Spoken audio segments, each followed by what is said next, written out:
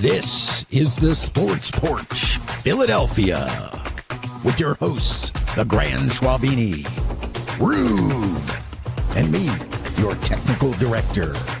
Come on, Philly, show us a little Eagles, Flyers, Phillies, and Sixers love.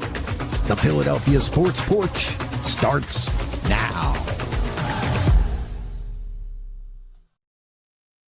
Okay. Hey, everybody. Welcome to a special episode. This is Christmas Eve. And the double Eve. All right. Yeah, the double Eve. And hopefully everybody is off work by now. For those of you who do have to work through the holidays, in essential services, we do appreciate all your hard work out there. We are the Grand Schwalbini, and to my right is Rube, a lifelong Philly fan living in Austin, Texas. And this is the Sports Porch Philadelphia. This is a place where we like to do a weekly recap: Eagles, Sixers, Flyers, Phillies, bring you up to speed on what's going on with the Philadelphia sports scene. If you are watching us on X at Philly Porch, please make sure to follow us. If you are watching on YouTube, it's at Philadelphia Sports Porch. And certainly subscribe, smash that subscribe button for us. And if you are on Philadelphia Beautiful or the Philadelphia Sports Porch Facebook page, like us and follow us there. So we are now coming off, Rube, a good week for our birds. Yes. As you can see here, back-to-back NFC East champions. That has not happened in 21 years. So Rube, how are you feeling? Just, we talked about the game in post-game live, but how are you feeling just kind of, realizing we won the division, we're in the playoffs, and kind of thinking about the road ahead? Nice to be in the playoffs. Nice to have locked up the division for at least a top 4 seed for a home game. Yep. Nice that we knocked the Cowboys out, which makes me probably even happiest of them all. Yep. Absolutely. But I want to see us beat a decent team before we go into the playoffs, and I think this week will be a good challenge for us at Buffalo. So yeah, for sure. I'm pleased, but not quite satisfied yet. All right. I think I'm right there with you. Let's look at a highlight or two from the game, and then we'll kind of move on, and we'll talk about the upcoming matchup with the Bills. It's effective. The domino effect to everything. One to snap it. They just barely get it off. Hurts steps up, rips it. End zone, Goddard. Touchdown, Philly. Wow. On their last breath of the drive, Jalen Hurts finds Goddard from 15.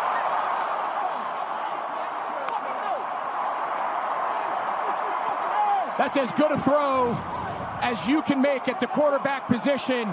He's moving up in the pocket, up and right, buying a little extra time. That is a tight window, high and away.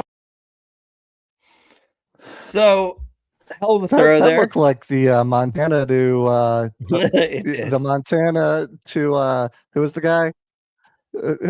God, we're getting old. I can't remember the guy's name, but you know what I'm talking about. Yeah, I know what you're talking about. Yeah, the catch, they called.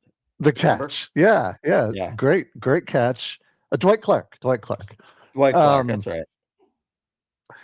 You know how bad, it just, I hate myself for saying this, but it was a great throw, but didn't it look like a duck coming out? It wasn't a spiral, I was just, I would like it to just, I would like these drives to just be a little easier. You want that perfect throw, don't you? I want the perfect throw. He can throw the perfect throw.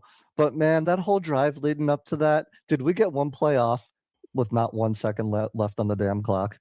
No, I mean that's what happens, man. And really, that was like a saving play by Jalen and Goddard, because that started with the 1st and goal at the 1. Where, of course, they botched the tush push. They got a false start. They're back to the 5. And I don't know, before you know it, we're back to the 15. Yeah, exactly. Exactly. All right, I got one more for you from that game. Fun touchdown. Saquon just somehow staying on After it. going 0 for their first 4 on third down, have converted their last 4. Barkley again cuts it back. Stays on his feet. Saquon Barkley's in. A hard-fought touchdown. Well, there you go. This defense, he is a challenge to get on the ground. So you better get him early, because if you don't, he's going to make a lot of people miss tackles. And this time it goes for 6. That was a pretty incredible run, wasn't it? It's quite telling, at the end of that, in that clip, you see Bobby Wagner, who's had like 5 million tackles in this league, just on his knees, just watching it happen. And he also ran, I think, by Luvu, that guy who just right. we all hate because of what he did last year by jumping over the pile. It can be demoralizing, and it's nice to see. Dare I say, Saquon's playing some of his best football of the year right now. So it's a good time for him to be turning it up. We'll be guarded in our optimism. They've played 2 pretty bad teams over the past 2 weeks. But listen, I winning the division back to back is nice, but if we don't go and make a deep run into the playoffs, will it mean anything? To me, it's nice that we broke kind of the 21-year drought of back to back.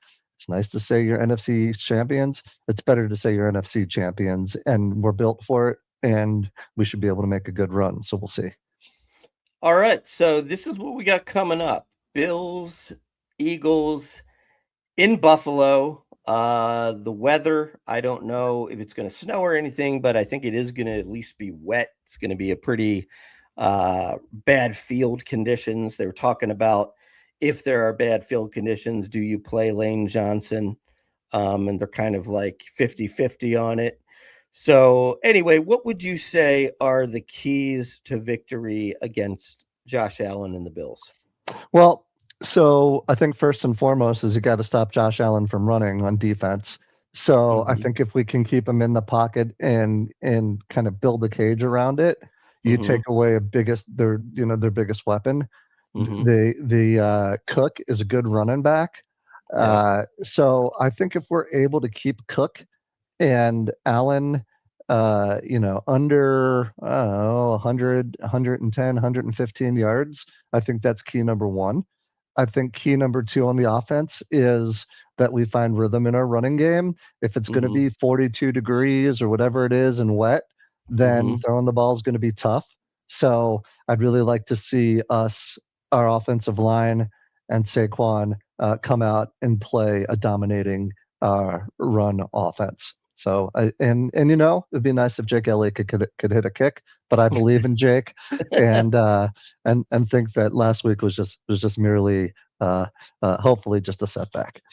Yeah. Well, yeah, I got to be honest with you. I mean, it's really starting to pile up, all these Jake Elliott issues, and we're all sitting here and we're all saying, well, he always makes the big kicks in the big games, but isn't it kind of that's true until he doesn't? Think about last year, the Rams game, when he missed the extra point, and we could have lost because he missed that extra point. So okay, we bailed him out, but I don't know. I'm getting nervous about old Jake. Ride or die, baby, ride or die, and I don't think you do any. There's nothing else you're going to do at this point in the season. So, well, but here's the thing: there isn't, but there is. So, do you know, for example, the last time that Jake Elliott missed a game because he had some sort of injury, and I think it was only for one game, either 1 or 2. Do you know who our kicker was that we brought from out of nowhere? Nobody knew who the hell he was. Do you know who that was? It was Cameron Dicker. It was Dicker the kicker. And what's he now, the best kicker in the league? He's a great kicker. Yeah. Right. We can hey, did anyone pick up the dude from Baltimore who got himself in hot water? I don't think so. Yeah, he was a Texas guy too. Both of those guys, by the way, Texas Longhorns. Hook 'em. Are they? Okay. Yeah. Okay. Yeah. So for my keys to the game, I'm going to say key number one. How about, not putting it all on Jake, but how about let's just win the special teams battle, you know? Mhm. No fumbles. Let's try to get some starting field position for the opponent, 25 or fewer instead of 35, 40-yard line.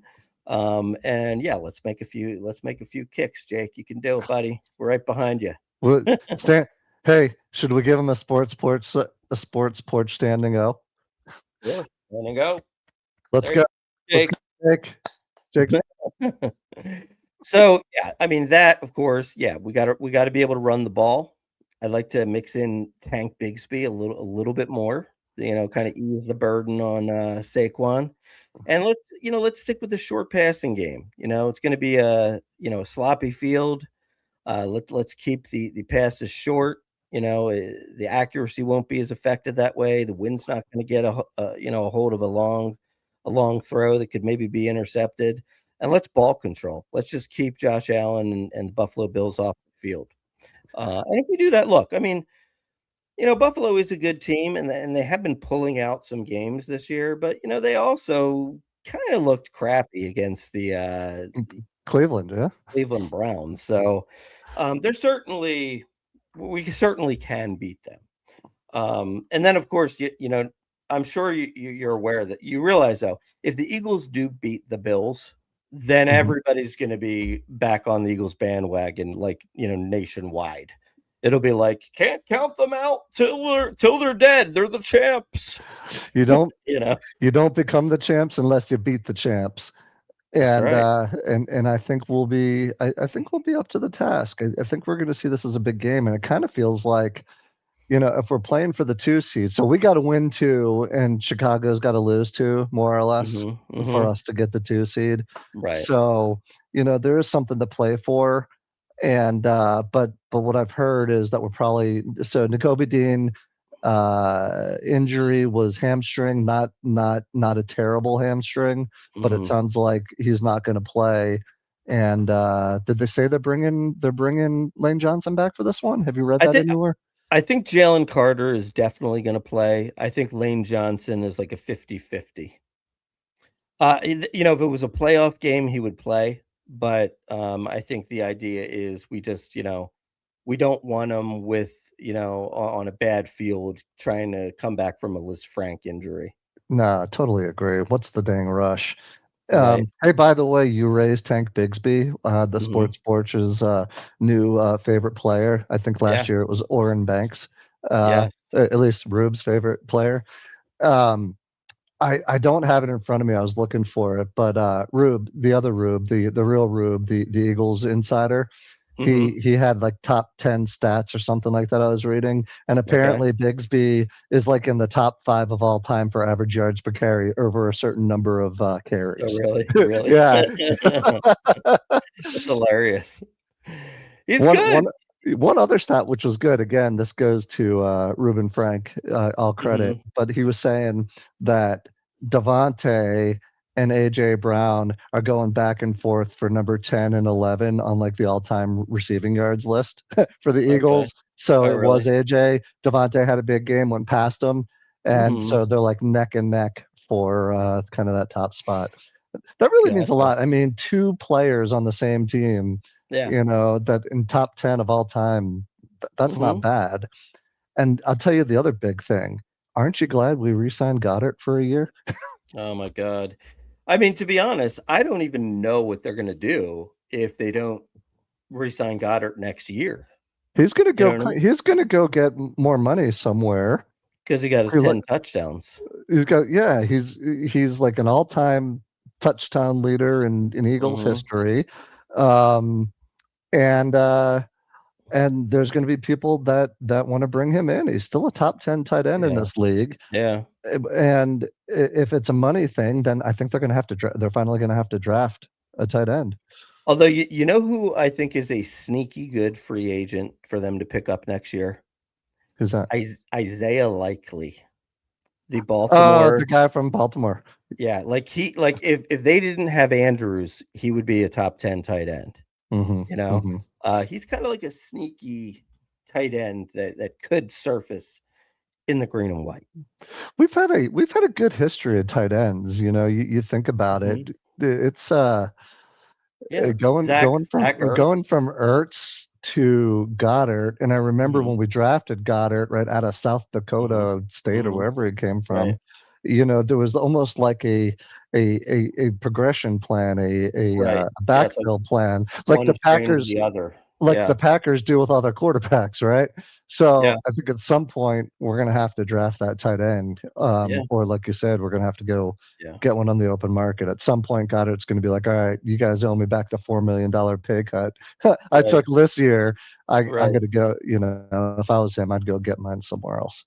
Yeah, and also remember before Zach Ertz was Chad Lewis. Yeah, Chad. I mean. Chad Lewis, Keith Jackson way back when, Keith Kreftley. Yes. Yes. And it goes on and on. There. Yes, sir. Thomason. Hey. Who? Was that guy Thomason? I know who you're talking about. Hey, how about Trey? How about what was it? Was it Trey Burke? Was that the guy who threw the touchdown, the Philly touchdown? He was a tight end too. Trey Burton. Trey Burton, that's right. Yeah. Hey, since we're talking Eagles, did you see the Pro Bowl nominations came out today? I did. I have to tell you, it pains me to say this because I love supporting our guys, but they got it wrong. Cam Jurgens absolutely did not belong on the Pro Bowl roster. Jurgens didn't. Neither did Jalen Carter. No, Jalen. He barely played. He does like 2 sacks on the year. Yeah, and that's my Jordan Davis absolutely belonged. But he wasn't. But Jalen Carter got picked. Did you know that? Yeah. No, he didn't deserve it. Well, and then there was another thing too, where like some guy made the Pro Bowl over Lane Johnson, and you could say, well, okay, Lane Johnson only played 10 games, but the guy who made it over him has only played 6 games. Really? Yeah. So what the hell is that about? That's disrespectful. It is. But you know what? Yeah. With people dropping out, those guys will find their way in. It's not even about it. Do they even play? They don't even play the game anymore. I think it's just a matter of get it right? No Mailata. I think that's a mess. Bond's good. Coop's good. Quignon's good. Who was it? So Bond, Quignon. Oh, Jalen Carter's so Jalen Carter, no, and Jurgens is probably a no. Who if you had to put one, so Lane Johnson would be your over Mailata, you think? Well, to be honest, I think Jordan Davis over both of those guys. Okay, very fair, very fair. Yeah. And I would probably pick I would probably put Lane Johnson in just because he's so impactful. It's a career. He's a career. Yeah, he is a career. Yeah.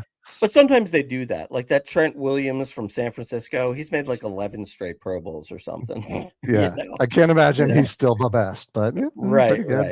All right, well let's move on to some Phillies talk. So the Phillies at least have been changing their pitching situation a little bit. Yeah. Let me show you a highlight of Brad Keller. Did you know who Brad Keller was before? The guy from the Cubs? Yeah. No, I did. Honestly, I'd never heard of any of these guys we picked up, to be honest. Well, this guy had a hell of a year last year, so he's going to be the main setup man for the Tarantula. And let's see him in a high leverage playoff situation. Good home run in his last at bat. 2 for 3 tonight. Keller's 1-2, caught on and missed. The Brewers leave the bases loaded with the tying run 90 feet away. See the movement on that pitch. That was nice. Yeah. The guy can play. And now here's another guy. I got a little bit more highlights of him because he's this Kyle Backus is essentially your Matt Strahm replacement. He's a lefty, right? He's a lefty, and he kind of is like a sidewinder. Okay. They say he's pretty difficult to hit. So let's take a look at some of his work here. The Cruz for his first major league strike. Set to bat for Mastrobuoni. Now the 2-2. Got him. Kyle Backus. Right-handed batters see right-handed pitchers all the time.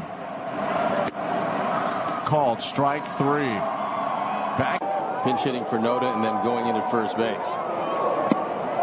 Swing and a miss. Vargas chased. Bullpen. Swing and a miss. But that should be out of the inning by now. Here's the 3-2. Foul tip and McCann. Called strike 3. Dropped a sinker in there and he fooled him. Slider. Right there. Boom. Got the sinker in the zone. Caught Yastrzemski looking.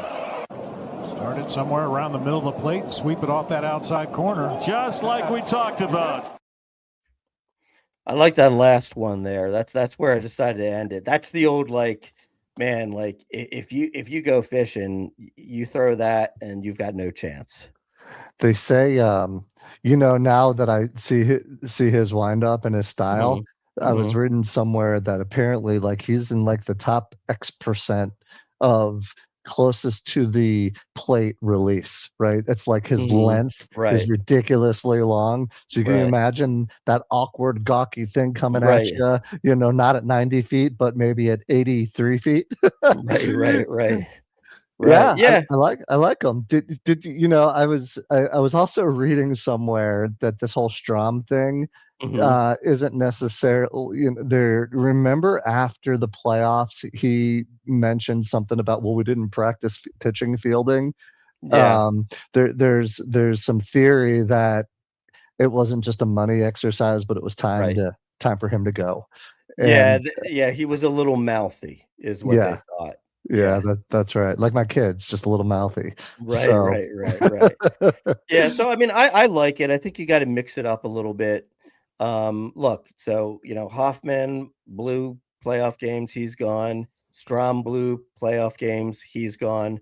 All I know is that Keller and Backus have not yet blown a playoff game. All right, I'm okay with that. I'll take it. Now, the one thing here, though, that is maybe a tad concerning is that JT Realmuto has not signed yet. And apparently they are at a bit of an impasse. Apparently the Phillies want to do 2 years and he wants 3 years. And nobody's blinking. And there is some thought that, the Phillies might pivot because the Phillies have some other moves that they want to pursue. And they can't pursue them unless they know who's catching. So there's been a lot of talk about a couple guys, adding a big name. Like there's been talk of Bo Bichette. There's been talk of Kettle Marte. And, some others out there. You still have the possibility of bringing Harrison Bader back. He still hasn't signed. So I think they really need to, kind of get this thing with JT figured out. And, here's the other part of it too. I mean, I know he's a really good catcher, but at the same time, would it be so horrible to bring in a guy that's, more in his prime, that's like 26 years old, that is anticipated to be one of the better catchers in the league, like this guy in that the Orioles have, I mean, I think it's Adley Rushman, is that his name? I forget. Yeah, something like that. Would that really be so bad? Because you do have to kind of get younger a little bit as well, right? Adley Rutschman, yeah. I wouldn't mind that, but we talked about this at the end of the season on who we thought was a bigger priority, and I said JT was a bigger priority over Schwarber, just given his impact on the pitching staff, and that he's an everyday player, even if you don't play him 162 games. So I worry about our staff taking a step back without him. But you can't keep paying these guys to play into their 50s. It's ridiculous. I say that facetiously, but at some point you just got to say no. They just paid a $56 million luxury tax bill. The Yeah. Phillies did. I don't really know what that means to me or if it even matters to you and I. But at some point, these guys are going to run out of steam, and we're going to be left with with a team that's too old that can't Yeah. compete. Right. So I'd like to get some youth. I'd like to get some youth in the lineup for sure. I mean, no, and here's another thing too. I mean, look, we can't really sit here and complain about Middleton because the Phillies were the fourth highest payroll in the Oh, league this year. yeah. No, they're Okay. paying money.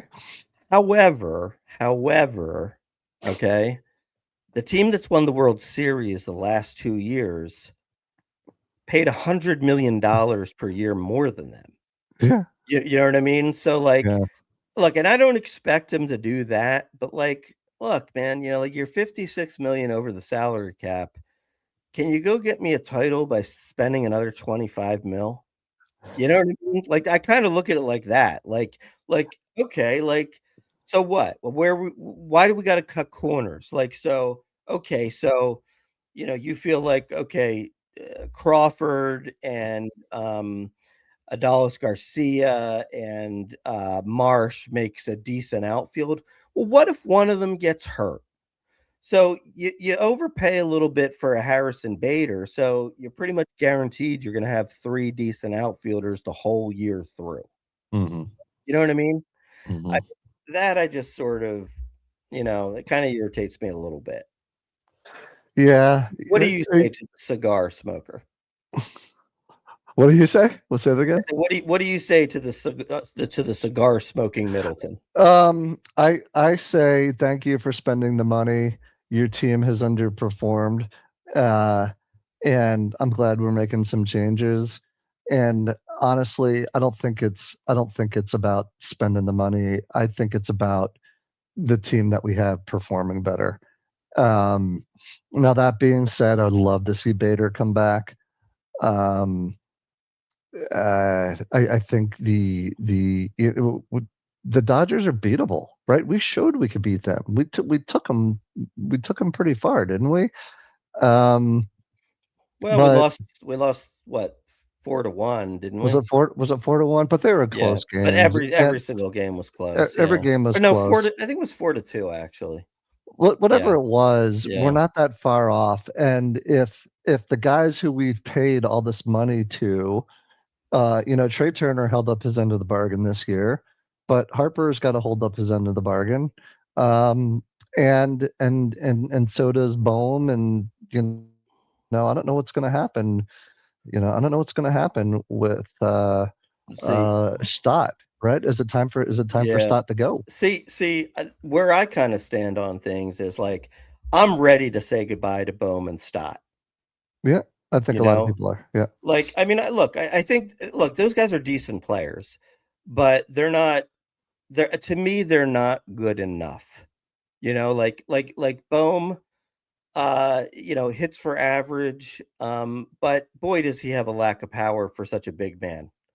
Yeah. And so, like, look, you can't have a guy who's gonna hit 15 home runs batting cleanup, right? And that's Right. where he kind of fits in the lineup. Now, Stott, I don't know. I mean, it seems like he's battling injuries every year, and he's having trouble, swinging the bat. I mean, he usually gets on a little hot streak, but I mean, let's face it, he's a nice player. He's great defensively. He'll steal you 30 bases, but at the same time, I mean, look, I think he's a 240, 250 hitter.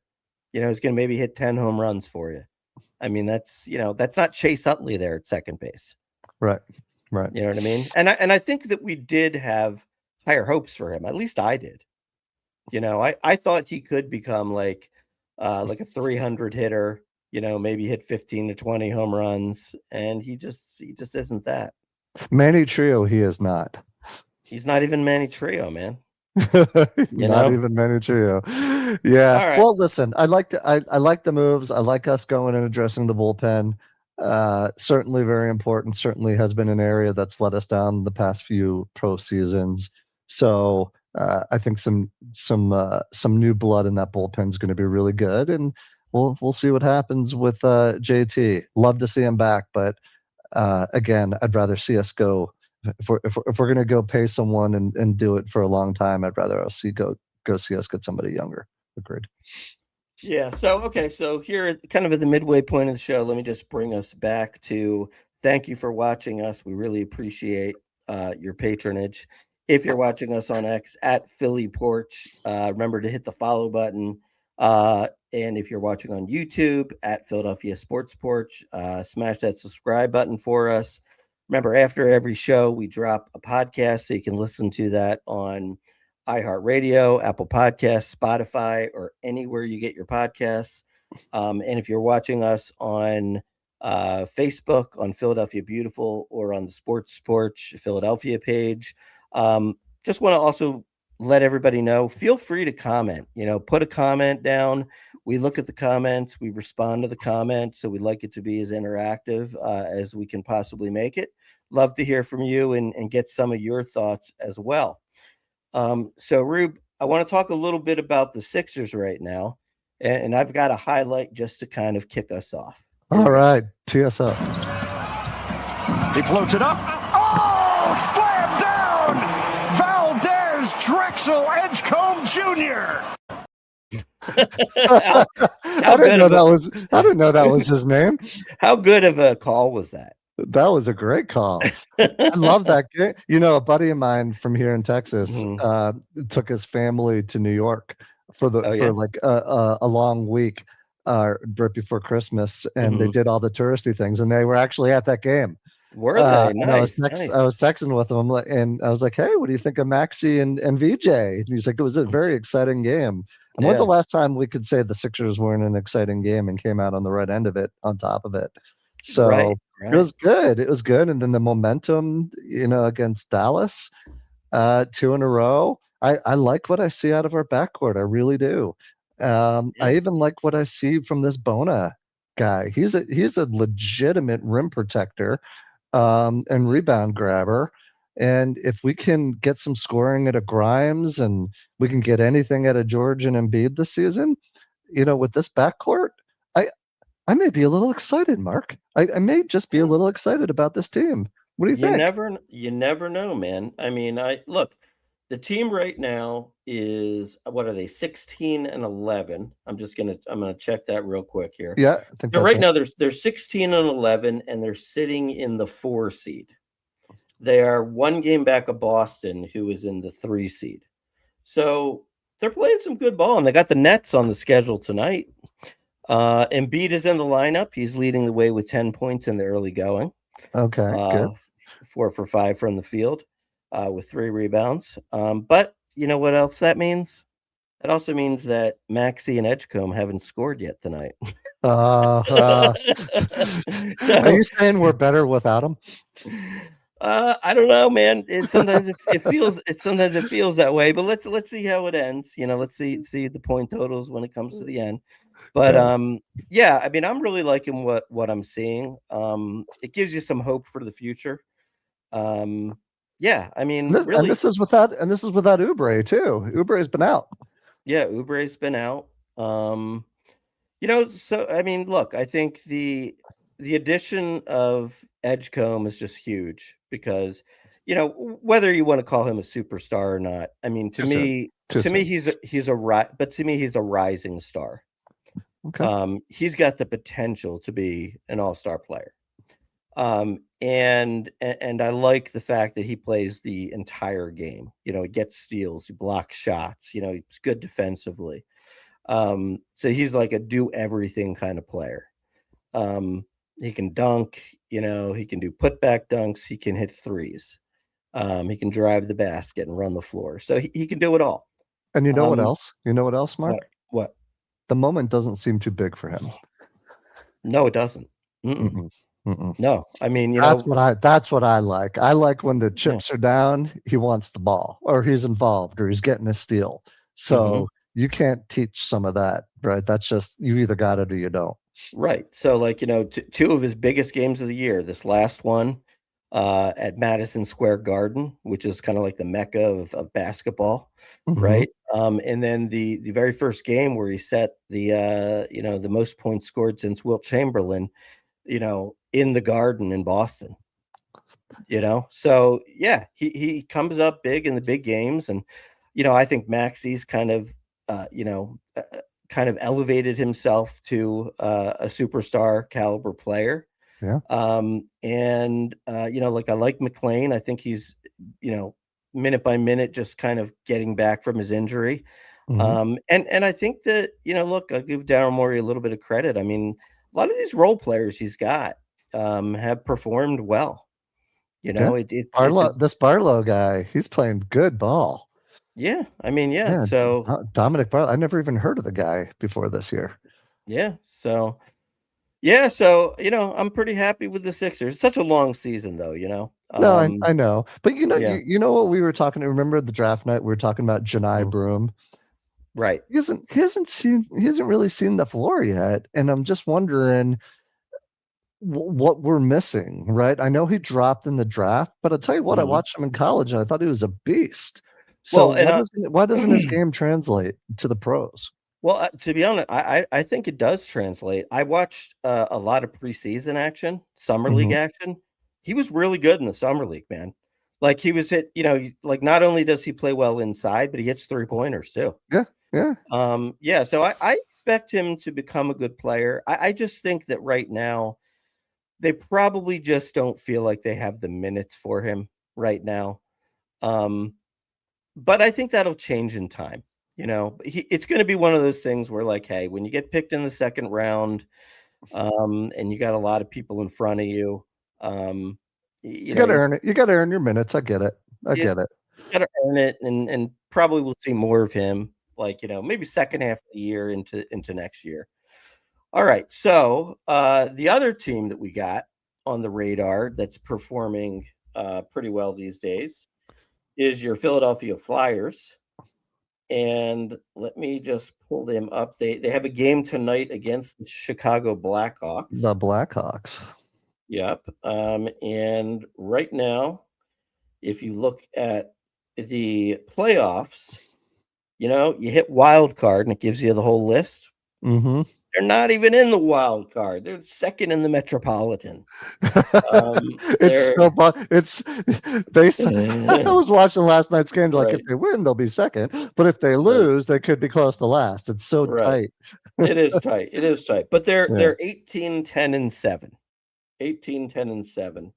And when you look at them, when you look kind of like at the stats, right now we've got Trevor Zegras, who he's played 35 games. He's got 36 points. So Mhm. point per game is looking good. And with that in mind, let me show you a little something from Trevor Zegras. Zegras and Connecty home to Zegras and on goal. He scores in his 300th game. Zegras, a 4-game goal streak in the 300th game? He's been around that long?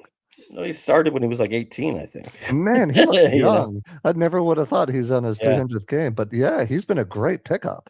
Yeah, he's good, man. You know what I like about him? Boy, does he make it look easy. Totally. know? It's almost like the one thing that makes me nervous about him is he Mhm, may carry the puck a little too long sometimes, and I've seen him mhm, take some big hits, and he doesn't mhm. seem like a big dude. But I tell Yeah. you what, man, I was watching last night's game very Mhm, carefully. mhm. Um, there were many things that I liked. Uh, but Did what I you was did gonna you like did you like the goal by Tippett?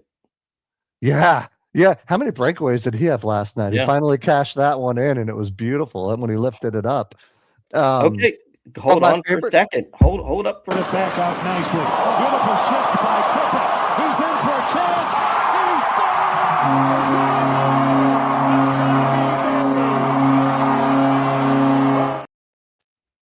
There it is. I beat you to the punch. All You right. did. I saw a lot of things that I liked last night, but I was gonna say when we were talking about Zegras not looking like the biggest dude, I had no Mhm. idea how big this Abels guy is. Rodrigo Abels. Right. He's huge. He looks like Tim Kerr out there, doesn't he? Yeah, Not yeah. quite as skilled, but he's a big dude. But listen, you go down the list. Again, it was against Vancouver, but they played us Mhm. tight until the third period. Sure. I think Dvorak had a great game. I Yep. think Drysdale was really steady, as steady as I've seen him. Mhm. The Grabenkin move, did you see that where he Mhm. passed it to himself Yep, off the yep, yep. board? Mhm. That was beautiful. Uh, Denver Barkey. Where's Yeah, this guy been my whole life? 2 points in his I first 2 love him. shifts. Dude, 2 I points in his love first him. 2 shifts. Philadelphia is gonna love this dude, and I Yeah. think they already do. He is gritty, he's strong, he puts up points. I think Mhm. he's like I hope he gets to stay up for a while. Now, Rube, are you a big believer in the plus minus stat? I am. I am. So who do you think leads the Flyers at a plus minus of 13 plus? Well, I'm cheating because I'm looking at it right now, but Ah, I never would have guessed it was Noah Cates. yeah. And I would have never guessed that Konechny would be a plus 10 because I feel like he's always playing against the best lines, so he'd probably be around even or something. Yeah. Um, What's Michkov is even. Like but here's we're but here's winning another. without Michkov doing anything. I know. Now here's the other thing is this. What do you think of this Emil Andre? I like him. This defenseman. He's third on the team with a plus 9. I like him. I think he's solid. I don't like the name for some reason or another. He Mhm. feels like one of those guys. Like I like the way he plays. He's good. But I Mhm. don't like his name for some reason. It kind of feels like old Flyers names of people. I don't know what it I don't know what it is, Schwabby, but for some reason or another, I just can't get excited about his name. But he's a good player, I and hear you. he's not a Strom or a Berg or a Kov or one of those. He's a Mhm. Emil Andre. Like he's a Yeah. Hollywood actor or something like that from Canada. I think Uh, this Christian Dvorak was a nice pickup this year as well. What do you think about him? yeah, and I think he played really well last night. Was he the one that had the goal, like that was almost a high stick? Yeah, yeah. I think he played a strong game. And you know who else is playing really good hockey? Who? This this Grunstrom guy. I Like know. there's a good Every hockey name, every Grunstrom. every game he's in the mix. He is. Oh, Good things happen when he's on the ice. So I yeah. think through some of these injuries that we're seeing, we're Mhm. giving some of these younger guys who haven't really had a shot. Mhm. And I really Mhm. think they're making the most of it. And again, as we said, it's not like Konechny is he's putting up points, which is odd because it always seems like he's not scoring. So Yeah, see, he's got 21 assists. So wow. isn't this the like I find that Zegras and Konechny are like the exact opposite in that Zegras makes it look so easy, and Konechny, even though he's like an all-star caliber player, boy, it just looks like it's so hard for him, doesn't it? He's a grinder, Right, right, you he's know? Gretzky, Zegras, unfair comparison looks more like Right. Gretzky and Konechny looks more like I don't know, Messier. I don't know. I don't have a good example, but yeah, it always looks so. Konechny always looks like he's been in a war, He uh, does, he and I does. love the way he plays. I love that chippiness. Uh, but yeah, it should be a lot easier. But dude, Denver Barkey, he's my new favorite flyer. Yeah, no, He they get I've been aware of him. I mean, he's one that I read about all the time that they really like him, and obviously he was killing it in the minor leagues. So, yeah um, yeah. yeah. Oh So yeah, yeah, I think they look good. Lemmer finesse versus scrappy. yeah. Lemmer, exactly right. You've got finesse versus a hustler, a grinder, a scrapper, and I think it's good to have both of them in your and there are leading scorers, right? From a points perspective. You do need that. And I'll tell you what though, it's a shame because that the Flyers are really playing well because losing Forster really hurts them. I mean, It does. I didn't it realize, he's gone for the season. Did you see that? could potentially come back for the playoffs if they make the playoffs, but who knows, right? Did they say what happened? They Was it he they took don't a even slap? Did he take a slap shot to the wrist or something?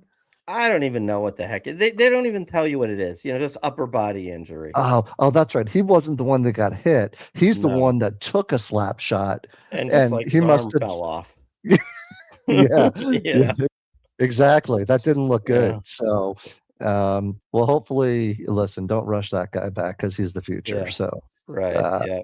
but Exactly. you're getting production. We still, I think, are bottom of the league when it comes to goals scored and points and Hmm. goals scored. So we clearly have to go and figure out how to go get it. We either got to get Mitchkov going, or we've got to go pick up a sniper or a scorer at some sort of trade deadline. Hmm. And I don't know if you saw this, but quietly, like I think Zamula's gone. They waived Zamula, and I think it was They time for. I think so. Well, Yeah. I think he was waived, but I think like nobody picked him up, so he's like back on the minor league team. Okay. So Yeah, which means we so still got to deal with him at some point. yeah, but You know. boy, man, I think if we can, I think over the next couple of drafts we can go pick up a sniper and a first line blue liner. Hmm. This could be a good team. This could be. I'm very excited about the Flyers. Yeah, and in net, Vladar is playing well. Darth Vladar, Vladar, Darth Vladar. Vladar, Vladar, Darth Vladar. Um, Yeah, he's playing great hockey. He's playing. I don't know if he could take too many more shots off his head, though. My goodness I gracious. know. Yeah, he is taking shots off the head. I'll tell you what though. I will say though that I kind of am at the point though where I realize that Urson is just simply a good backup. He's very frustrating to watch. Like when you watch Vladar, you've got a chance for him giving up one goal or maybe just two. It seems like every game Urson plays, he's given up 3 or 4 goals. And some of them. One game that I watched, I can't remember which game it was, but one game that I watched, oh my God, did he give up a soft goal? And we were leading like in the third period. I think it was when we lost to wasn't there a team we were beating 4-2 in like This the past weekend? third quarter? Yeah, Yeah, I think third so. period. Yeah, it was the Rangers, or was it the Rangers or the Islanders? I think it was the Rangers. I think it was the Yeah, Rangers, yeah. And like yeah, and somebody somehow or shot it, another he we saved lost it. that. Yeah, we lost Yeah, that in the shootout. just like trickled in through his legs. Yeah, by the way, we're going backwards on the shootout. I think we've lost like 3 in a row. So if I hear you correctly, we can't do the tush push anymore, and we suck at shootouts. All of a Well, sudden. seems like that's the way it's going. All right. So I think it is time for our last segment. Tell us And about that Rube, last segment. Am I you gonna tell us about it? it's up to you, man. Like, how do you feel? Do you I'm gonna wanna take it. I wanna like it. I take like it. okay, The introduce us. last time I did it, I kind of felt more like I was trying to do my best Schwab imitation. Um, and Make it your own. I want to Make it make it your my own. own. Yeah. I got to make it my own, and I'm doing this Mhm. on the fly here. But listen, team, all of our followers out there. First of all, we really appreciate you joining us. It's a ton of fun to do this. So please do subscribe and check into one of those sites that the Grand Schwalbini has mentioned, either on Facebook or on X or on where's the other one? YouTube. Philadelphia YouTube or Mhm. and Facebook on Philadelphia Beautiful. Uh, but this was pre-Rube, and I think it's a great idea. And we take a little bit of a break from the sports talk, and we talk a little bit about what we're watching. Right? It could be Mhm. either on regular like cable TV or network TV. It could be on one of the multitude of streaming services. But if you're anything like me and my wife, it's the end of a long week, and we're like, well, what do you want to watch? And the other person's like, I don't care. What do you want to watch? We want to save that, and I bet it's like that in just about Oh, every yeah. other household on earth. And we want to Just like save mine. just like the Schwab Mhm. household. Mhm. Mhm. And we figured, we owe it to our audience to make you guys look good in front of your family, your friends, your significant other by saying, you know what, we're not going to argue. I was listening to the Sports Porch this week, and the guys were talking about a series that they had watched, or a show, or a Mhm. movie they had seen, and they actually gave it 2 thumbs up. And truth be told, even before I joined this show, I would listen to you and the technical director, and I would take that advice. And 9 times out of 10, I'd be like, "Oh, it's a great show." That's how you got to Peaky Blinders. Am I right? That's how I got to Peaky Blinders, 100%. So this is our opportunity at the end of every show and every podcast that we'll drop right after the show. We tell you about what we're watching. So the rule is it has to be, if it's a series, it has to be the end of a season. You have to watch the season through. If it's a movie, you had to watch the whole movie. Or if it's like a network series, you had to have watched the whole season as well. So why don't we start with you, Grand Schwalbini? What have you been watching, and what do you have for our fans? All right. So what I just completed on Netflix, Black Rabbit, starring Jason Bateman and Jude Law. Have you seen this, by the way, Rube? I have not. Is that Bateman in that picture? It sure is. It doesn't look like him. Okay. Well, he's a little disheveled in this series. Okay. So this is a limited series. It's 8 episodes. There will definitely not be a season 2, based on how it ends. Okay. Now, what I can tell you is, if you like good acting, I think Jason Bateman and Jude Law are pretty incredible in this. Look, it's dark. It's not a feel-good show, but it's very good. And just to give you like a sense of what it's about, is that Jude Law and Jason Bateman grew up as brothers. They grew up in a dysfunctional home. And the story kind of follows their lives and how it sort of impacted them. Jason Bateman, I would say, was maybe impacted a little bit more. And so he sort of ventures on a pretty troubled life. And Jude Law, I would say, probably has his stuff more together and could have a good life. However, his brother, who keeps pulling him down, sort of prevents him from having a better life. And at one point, the two of them decide to open up a restaurant, called the Black Rabbit, and it gets very successful. And then you sort of take that moment in time, and a lot of things end up falling apart. Just Okay. to make it simple. But yeah, it's very much like there's people that are after them. There's a lot of shady stuff goes on. Just very well acted. I think you guys will like it. I mean, certainly, look, if you're a Jason Bateman fan, you're gonna like it. Right? Isn't Bateman good? Yeah.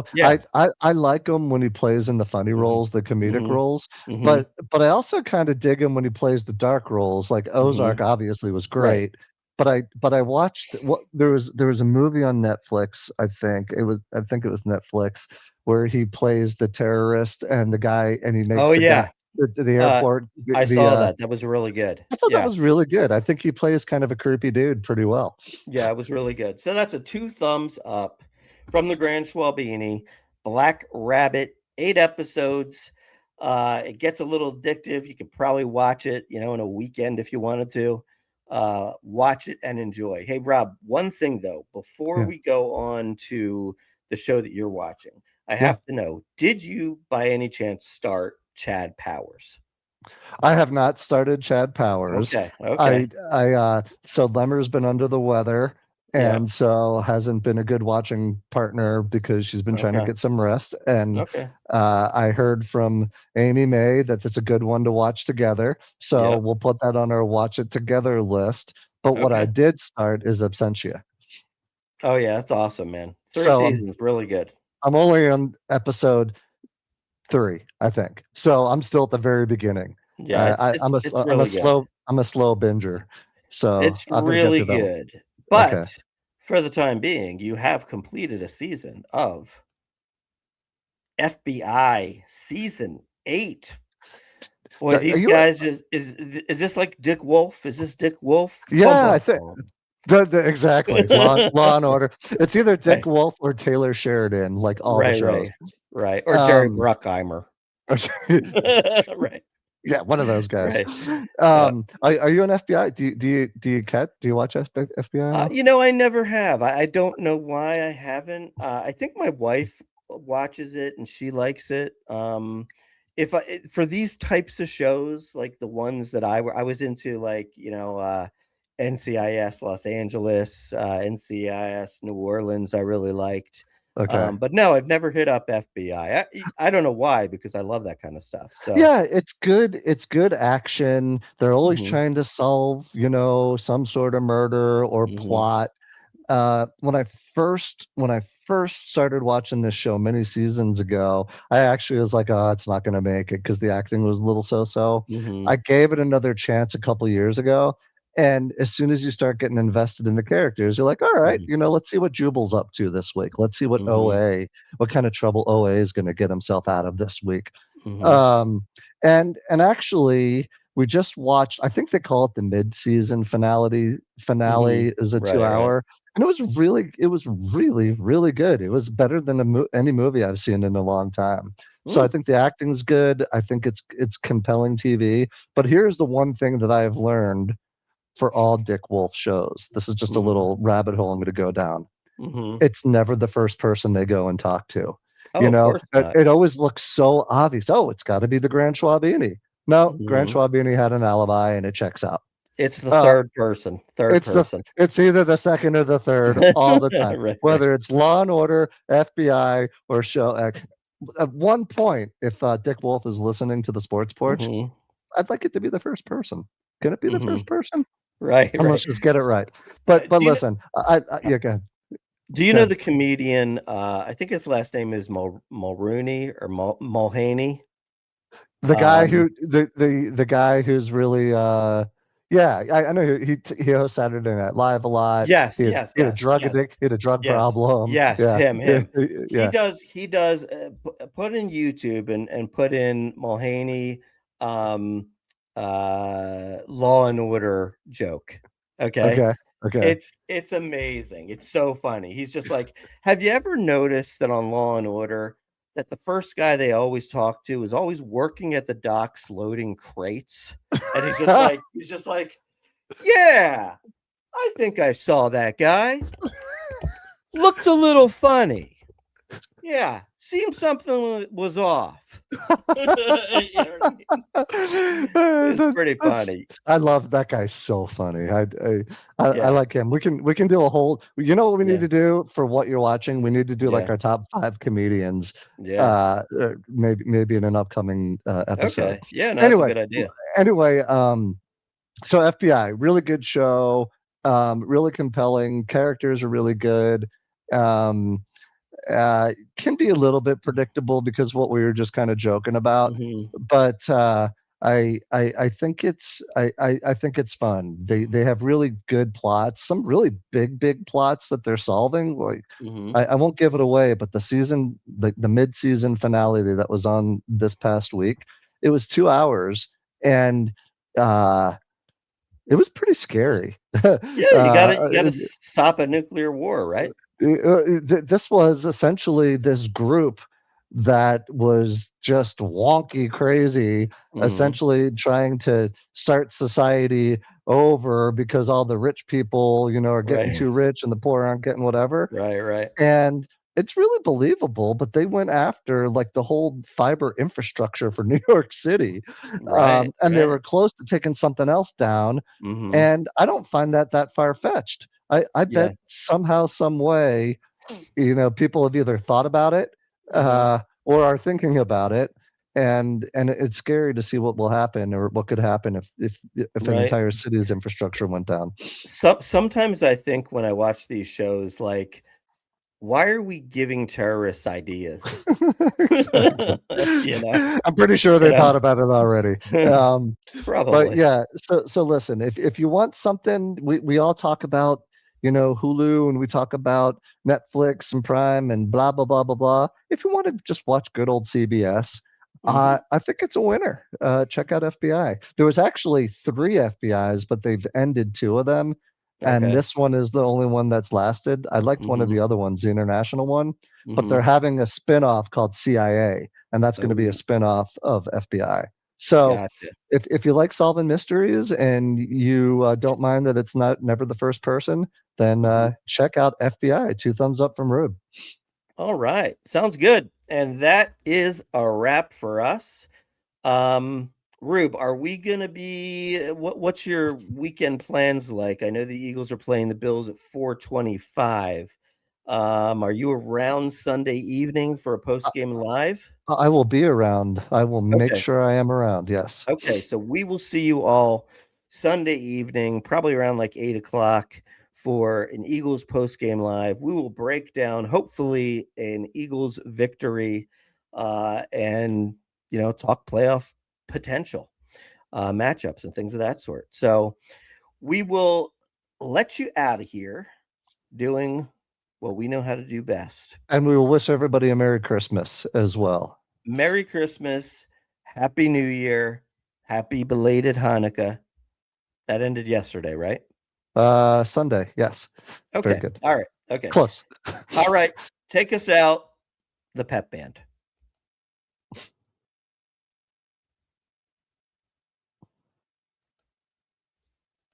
Pep band. I believe they will. Pep band. Pep band. Come on. You can do it, guys. Come on, Pep band. Don't be shy. Come on, pep band. Do we need the technical director back? Wait, here we go.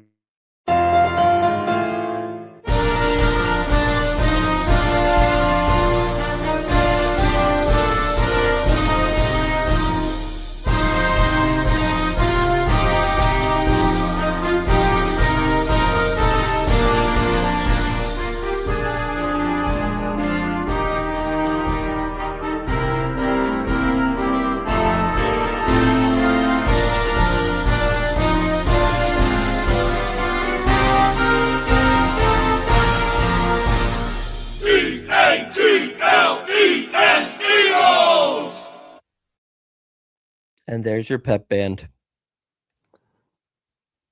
All right. Okay. All right. I'll talk to you. Okay, I will talk to you Sunday night. Thanks, Robbie. Talk to you, buddy. All right, bye.